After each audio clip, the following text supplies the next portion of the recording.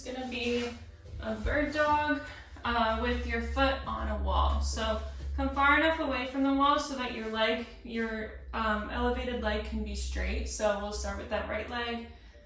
I want you to keep pelvis neutral, so we're not rotating out towards that right side. We're not dropping out towards the left.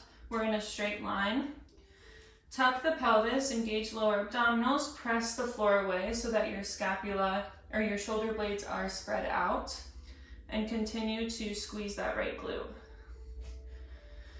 On the inhale, we're going to fill up chest and belly.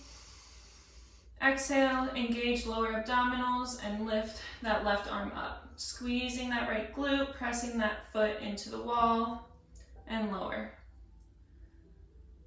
Exhale, lift. Inhale, lower. Exhale, lift. Inhale, lower.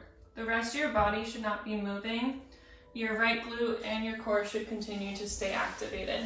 Perform as prescribed.